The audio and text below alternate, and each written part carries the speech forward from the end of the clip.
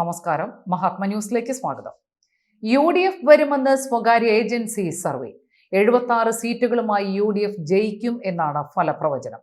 കോൺഗ്രസ് നേട്ടമല്ല, ഭരണവിരുദ്ധ വികാരം ശക്തം എന്ന് സർവേ. കേരളത്തിൽ രാഷ്ട്രീയമായി നിലനിൽക്കുന്നത് മുന്നണി സംവിധാനങ്ങളാണ്. കോൺഗ്രസ് പാർട്ടി നയിക്കുന്ന UDF-ഉം CPM നയിക്കുന്ന LDF-ഉമാണ് ശക്തമായ രണ്ട് പാർട്ടികൾ. ഇതിനിടയിൽ BJP-യുടെ നേതൃത്വത്തിലുള്ള NDA മുന്നണിയും മത്സരത്തിലുണ്ടാകും. എന്നാൽ കേരളത്തിലെങ്കിലും ജനങ്ങൾക്ക് മുമ്പിൽ പൊതുവായി ചർച്ചയിലേക്ക് വരിക CPM മുന്നണിയുടെയും കോൺഗ്രസ് മുന്നണിയുടെയും ഭാവിയായിരിക്കും. കേരളത്തിലെ ഒരു വർഷത്തിനുള്ളിൽ നടക്കുന്ന നിയമസഭാ തെരഞ്ഞെടുപ്പിൽ എന്തായിരിക്കും ഫലം എന്നറിയാൻ ഒരു സ്വകാര്യ ഏജൻസി നടത്തിയ സർവേയുടെ ഫലം പുറത്തു വന്നിരിക്കുന്നു. അവർ പറയുന്ന കണക്കനുസരിച്ച് കോൺഗ്രസ് നേതാക്കൾ പറയുന്നത് പോലെ 100 സീറ്റ് വിജയം ഒന്നും UDF-ന് ഉണ്ടാകില്ല. ഭരിക്കാനുള്ള സീറ്റിനേക്കാൾ 5ഓ 6ഓ സീറ്റുകൾ അധികം ലഭിക്കുന്ന സാഹചര്യമാണ് കേരളത്തിൽ ഉള്ളത് എന്നാണ് സർവേ നടത്തിയവർ പറയുന്നത്. UDF-ന് 76 സീറ്റുകൾ ലഭിക്കാനുള്ള സാധ്യതയുണ്ടെന്നും ഇടതുമുന്നണിക്ക് 64 സീറ്റുകളിൽ ഒതുങ്ങേണ്ടി വരുമെന്നാണ് സർവേ പ്രവചിക്കുന്നത്. ഏതായാലും കോൺഗ്രസ് പാർട്ടിയെയും UDF-നെയും സംബന്ധിച്ചിടത്തോളം വലിയൊരു ആത്മവിശ്വാസം പകരുന്ന സർവേ ഫലമാണിത്. ഈ സർവേയിൽ UDF-ന്റെ മുന്നേറ്റത്തിന് കാരണമാകുന്ന ഘടകങ്ങൾ എന്തെന്നും സർവേ നടത്തിയവർ പറയുന്നുണ്ട്. കോൺഗ്രസ് പാർട്ടിയിലെ ശക്തമായ പ്രവർത്തനമോ കോൺഗ്രസ് നയിക്കുന്ന മുന്നണിയിലെ ഘടകകക്ഷികളുടെ വലിയ തെരഞ്ഞെടുപ്പ് പ്രചരണങ്ങളോ ആയിരിക്കില്ല പൊതുജനങ്ങൾക്കിടയിൽ സ്വാധീനിക്കുക എന്നാണ് സർവേ പറയുന്നത്.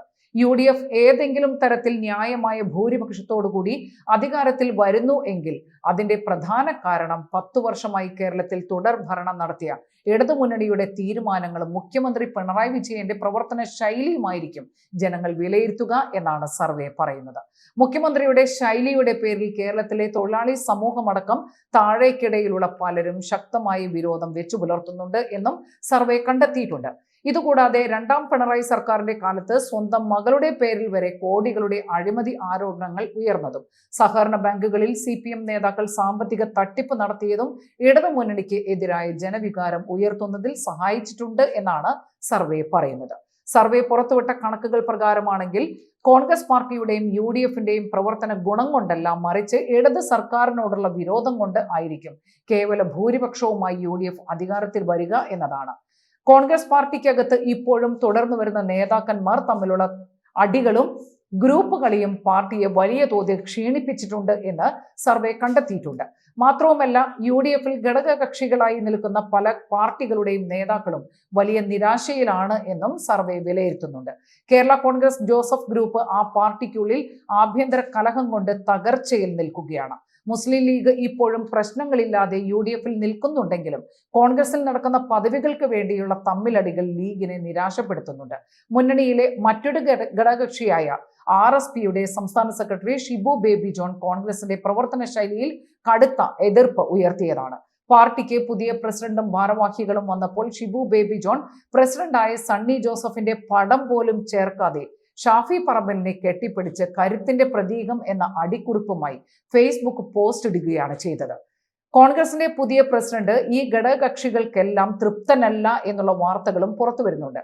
UDF ഏതെങ്കിലുമൊക്കെ അവസരത്തിൽ കേരളത്തിൽ അധികാരത്തിൽ വന്നിട്ടുണ്ട് എങ്കിൽ പാർട്ടിക്കുള്ളിലെ ഗ്രൂപ്പ് കളിയും നേതാക്കന്മാർ തമ്മിലുള്ള പോരുകളും ഇല്ലാത്ത അവസരത്തിലാണ് എന്ന് സർവേ നടത്തിയവർ കണ്ടെത്തിയിട്ടുണ്ട്. ഇപ്പോൾ അത്തരം ഒരു ഐക്യത്തിന്റെ സാഹചര്യം കോൺഗ്രസിനകത്ത് ഇല്ല എന്ന തെളിവുകൾ സഹിതം പറയുന്ന സർവേ ഫലത്തിൽ പിന്നെ എന്തുകൊണ്ട് UDF അധികാരത്തിൽ വരുന്നു എന്നത് വിശദമാക്കുന്നതാണ് റിപ്പോർട്ടിന്റെ വിശകലന ഭാഗങ്ങൾ. സർവേ ഏജൻസി പുറത്തുവിട്ട കണക്കുകൾ പ്രകാരം ഓരോ ജില്ലകളിലും ഇടതുമുന്നണിക്കും UDF-നും കിട്ടാവുന്ന സീറ്റുകൾ എടുത്തു പറയുന്നുണ്ട്. വരുന്ന നിയമസഭാ തെരഞ്ഞെടുപ്പിൽ BJP-ക്ക് ഒരിടത്തും ജയിക്കാൻ കഴിയില്ല എന്നാണ് സർവേ പറയുന്നത്. അടുത്ത നിയമസഭാ തെരഞ്ഞെടുപ്പിൽ കാസർഗോഡ് ജില്ലയിൽ ആകെയുള്ള 5 മണ്ഡലങ്ങളിൽ 2 മണ്ഡലങ്ങളിൽ LDF-ഉം 3 മണ്ഡലങ്ങളിൽ UDF-ഉം വിജയിക്കും. കണ്ണൂർ ജില്ലയിൽ ആകെയുള്ള 11 മണ്ഡലങ്ങളിൽ 6 മണ്ഡലങ്ങളിൽ LDF-ഉം 5 മണ്ഡലങ്ങളിൽ UDF-ഉം വിജയിക്കും. വയനാട് ജില്ലയിൽ ആകെയുള്ളത് 3 സീറ്റുകളാണ്. ഈ 3 സീറ്റുകളിലും UDF വിജയിക്കുന്ന വിധത്തിലാണ് സർവേ പ്രവചിച്ചിരിക്കുന്നത്. കോഴിക്കോട് ജില്ലയിൽ ആകെയുള്ള 13 മണ്ഡലങ്ങളിൽ 8ഇടത്ത് LDF-ഉം 5 മണ്ഡലങ്ങളിൽ UDF-ഉം വിജയിക്കും. മലപ്പുറം ജില്ലയിലാണ് കേരളത്തിൽ കൂടുതൽ മണ്ഡലങ്ങൾ ഉള്ളത്. ഇവിടെയുള്ള 16 മണ്ഡലങ്ങളിൽ 14 മണ്ഡലങ്ങളിലും UDF സ്ഥാനാർത്ഥികൾ വിജയിക്കുകയും 2ഇടത്ത് LDF ജയിക്കുകയും ചെയ്യും. പാലക്കാട് ജില്ലയിലെ ആകെയുള്ള 12 മണ്ഡലങ്ങളിൽ 8 LDFും 4 UDFും വിജയിക്കും.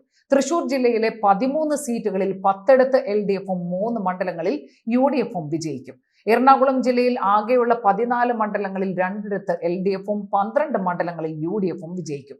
ഇടുക്കി ജില്ലയിൽ ആകെയുള്ള 5 മണ്ഡലങ്ങളിൽ 1 LDFും ബാക്കി 4 UDFും വിജയിക്കും. കോട്ടയം ജില്ലയിൽ 9 മണ്ഡലങ്ങളാണുള്ളത്. ഇവിടെ 4 LDFും 5 മണ്ഡലങ്ങളിൽ UDFും വിജയിക്കും.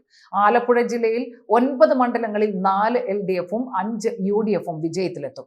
പത്തനംതിട്ട ജില്ലയിൽ ആകെയുള്ള 5 മണ്ഡലങ്ങളിൽ 2 LDFും 3 മണ്ഡലങ്ങളിൽ UDFും വിജയിക്കും.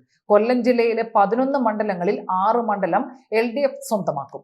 5 മണ്ഡലങ്ങൾ UDFും വിജയം നേടും. തലസ്ഥാന ജില്ലയായ തിരുവനന്തപുരത്ത് ആകെയുള്ള 14 മണ്ഡലങ്ങളിൽ 11 മണ്ഡലങ്ങളിലും ഇടതുമുന്നണി വിജയിക്കും എന്നാണ് സർവേ പറയുന്നത്. 3 സ്ഥലങ്ങളിൽ മാത്രമായിരിക്കും UDF വിജയം ഉണ്ടാവുക. ഫലത്തിന്റെ നിലവിലുള്ള പ്രവചന സ്വഭാവം ഏത് രീതിയിൽ ഉള്ളതാണെങ്കിലും സർവേ നടത്തിയവർ തന്നെ സൂചിപ്പിക്കുന്നത് കേരള രാഷ്ട്രീയത്തിൽ തെരഞ്ഞെടുപ്പ് സ്വാധീനം ഉണ്ടാകുന്നതിൽ UDFിനെ നയിക്കുന്ന കോൺഗ്രസ് പാർട്ടിയുടെ പ്രവർത്തനം എങ്ങനെ എന്നത് ആശ്രയിച്ചായിരിക്കും. പുതിയ പ്രസിഡന്റ് വരികയൊക്കെ ചെയ്തുവെങ്കിലും പാർട്ടിയിലെ മുതിർന്ന നേതാക്കൾ എത്ര കണ്ട് സഹകരിക്കും എന്നത് ഉറപ്പില്ലാത്ത കാര്യവുമാണ്. കോൺഗ്രസിനകത്ത് തലമുറ മാറ്റം എന്നതൊക്കെ വെറും വാക്കുകൾ മാത്രമാണെന്നും കേരളത്തിലെ ജനങ്ങളെ ഒന്നാകെ സ്വാധീനിച്ച് നേതൃനിരയിൽ കടന്നുവരാൻ കഴിഞ്ഞ യുവ നേതാക്കൾ എത്ര പേരുണ്ട് എന്ന ചോദ്യവും പ്രസക്തമാണ് എന്നും സർവേയിൽ വിശദീകരിക്കുന്നുണ്ട്. നന്ദി, നമസ്കാരം.